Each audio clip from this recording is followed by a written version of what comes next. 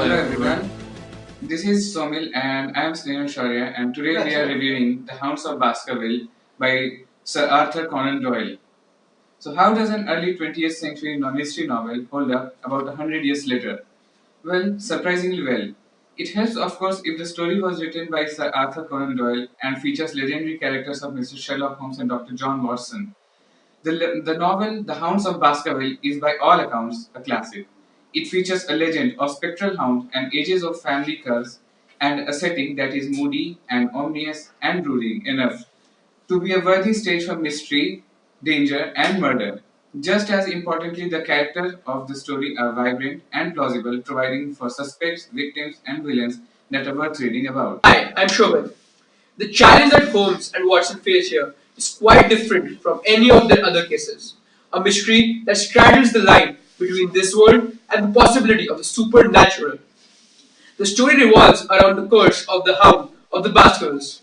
The ancient legend speaks of a particularly profound man who, in the midst of the perversions, is run down by Hound of Hair, which delights in ripping out the man's throat.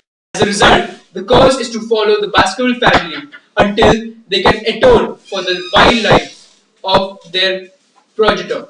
So now, in modern times, when Sir Charles Baskerville is found dead, the track of a large canine beast around his body, the legend is revived, and the fate of his heir, Sir Henry Baskerville, becomes a desperate matter for Sherlock Holmes and his friend Dr. Watson.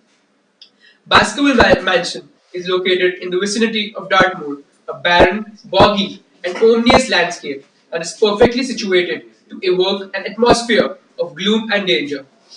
There are bleak hills caved with granite, and the great Grimpen Mere, a bog so deadly it routinely claims victims, such as ponies that wander too far into the much and are unable to extricate themselves.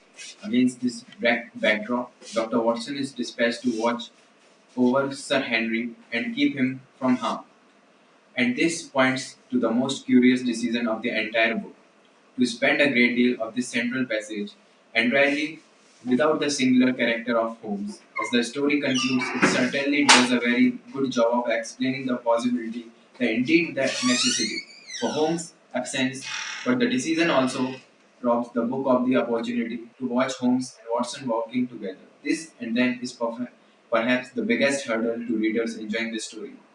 Still, Watson makes for a reliable and entertaining central figure, and more importantly, the absence of Holmes allows the various characters of the story to take center stage. And this, along with the brooding atmosphere of the setting, is where the story really entertains. Whether it's the Sepultans or Merpit Hall, the butler and his wife, the escaped convict holed up on the moor, or Mr. Franklin of Laughter House, there's no lack of characters to serve as suspect or potential victims. As far for the mystery, it's notable that the villain is revealed with enough time left in the story for there to be proper showdown between Holmes and the culprit. The result is the climatic sequence, which is both thrilling and deadly. So I found The Hound of Baskervilles really enjoyable little story. At times very creepy, and at others very balanced with humor. The mystery kept me guessing until the end. Even when I thought I knew the answer, there were numerous niggling or doubts in the back of my mind. So this is very creepy book. The image of old haunted mansion used in many horror stories seems rather overdone today, but Doyle's example of this still works all these years. After book's publication, the atmosphere created by settling this mystery, miles from civilization and out on creepy moors, is highly effective. That kind of setting can make anyone start to believe in ghosts. This tale is told through the discovery of secrets that are hidden away in the house's very corridors and came out to play at night. Red herrings are thrown in, and everyone has secret.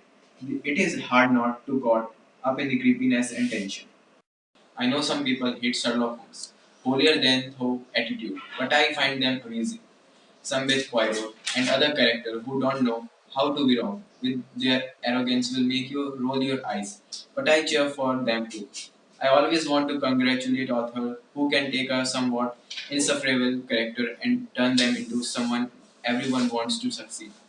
They are someone more challenging and more interesting with that, rather than just someone who is inoffensive to everyone but one-dimensional anyway. I really like this, and I think most mystery fans will do. So, in conclusion, this book is very good and Very thrilling as a mystery novel. It's, I think, it's amazing. yeah. Yeah, I mean, it's very thrilling and all. I mean, if you are a big fan of mystery novels, crime investigation kind of stuff, then this is the book you must read. Definitely. But if you like read books Like every Chetan day, Bhagat Chetan Bhagat, daily and show, like stay away from all this this book book because because this is something like class. a class, really class Class. part. I mean, like, yeah. And And we would like to add that So we would really like to thank Shobit. because he's a good cameraman. Yeah, so thanks for recording our video. And yeah, very much. Thank you. Thank you.